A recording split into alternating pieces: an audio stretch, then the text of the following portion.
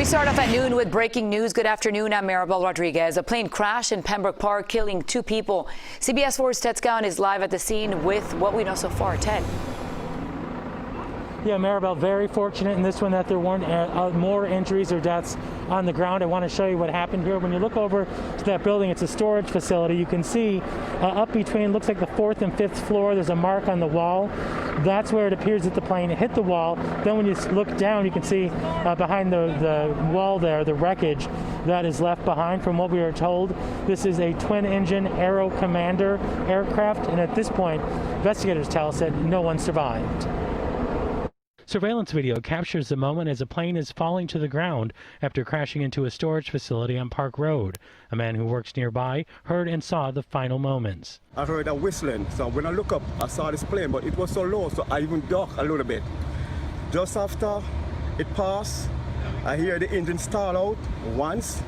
Then I look again, I hear it stall out twice. He said seconds after that, the plane crashed. After that, I see it bang to the left violently. So I run eventually out in the street to get another look, but it was already down.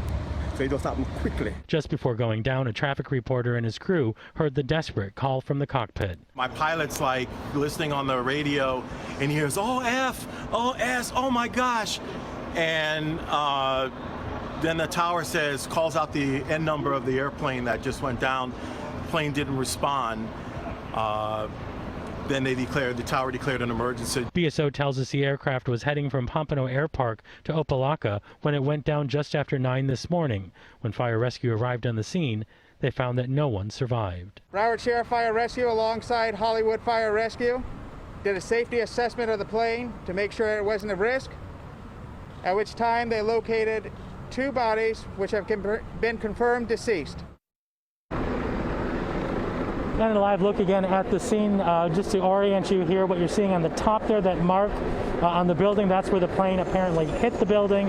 Then you go down from there, and that's where you can see the wreckage that is left behind. We spoke to a man who was actually driving out of the building as all this happened. He told us that as he was driving out, he heard this loud crash. He stopped the car, he got out, he ran over there to see if there's anything he could do. He said there was nothing he could do at that point, describing a very gruesome scene of what he saw there. So what's going to happen now is the FAA and the NTSB will take over to figure out exactly what caused this crash. Live in Pembroke Park, Ted Scown, CBS 4 News. Ted, thank you.